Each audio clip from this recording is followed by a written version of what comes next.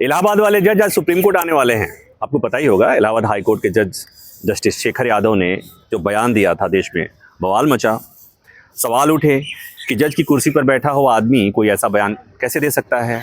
बयान आपको पता है, बयान कठमुल्ले से लेकर देश बहुसंख्यकों के मुताबिक चलेगा और पता नहीं क्या क्या कहा था।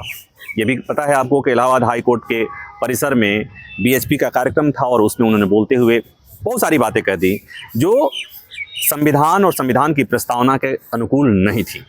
इसलिए बवाल हुआ।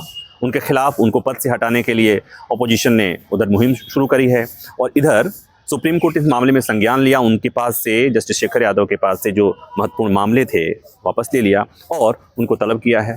तो सुप्रीम कोर्ट के 5 जजों की कॉलेजियम जो है उसके सामने आज जस्टिस शेखर यादव पेश होने वाले हैं। कोर्ट पूछेगा, वो बेंच 5 जजों की बेंच पूछेगी, 5 जज की कॉलेजियम पूछेगी कि आपने ये बयान दिया था, क्या सोच के दिया था। क्योंकि देश बहुसंख्यकों के हिसाब से चलेगा, ये बेसिकली संविधान के खिलाफ है।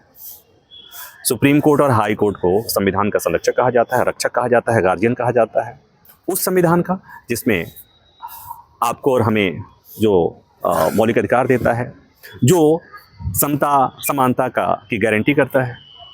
और उसके खिलाफ जब बयान होगा तो बवाल तो होगा ही, तो उन्हें सफाई देनी होगी। चूँकि जजों को हटाने की प्रक्रिया थोड़ी मुश्किल है, जजेज इंक्वायरी एक्ट है 1968, उसके जो प्रोविजंस हैं कि पहले एक कमेटी बनेगी, 3 सदस्यीय कमेटी बनेगी। वो कमेटी जांच करेगी जिसमें सुप्रीम कोर्ट के जज होंगे, हाई कोर्ट के सिटिंग जज होंगे और एक ज्यूरिस्ट होंगे। उस कमेटी को लगता है कि शिकायत में मेरिट है, उसके बाद से दोनों सदनों के विशेष बहुमत से, 2/3 बहुमत से पास होने के बाद ही हटाया जा सकेगा।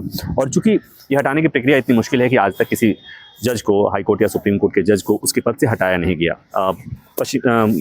कलकत्ता हाई कोर्ट के जज जस्टिस सौमित्र सेन के मामले में वैसी नौबत आई थी, लेकिन लोकसभा में प्रस्ताव पेश होने के पहले उन्होंने इस्तीफा दे दिया था। अदरवाइज आज तक किसी को हटाया नहीं जा सका है।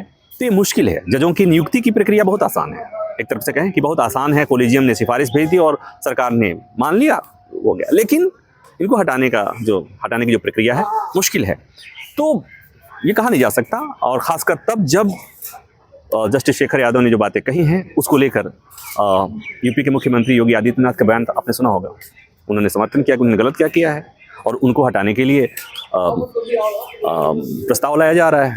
तो मतलब ये कि सरकार कहीं ना कहीं बीजेपी उनके पक्ष में है। तो अपोजिशन की मुहिम कितना रंग लाएगी नहीं कहा जा सकता, लेकिन सुप्रीम कोर्ट ने जो संज्ञान लिया है, सुप्रीम कोर्ट ने जो सवाल पूछा है, दरअसल सुप्रीम कोर्ट को तो दिखाना है कि सुप्रीम कोर्ट इस मामले को लेकर गंभीर है।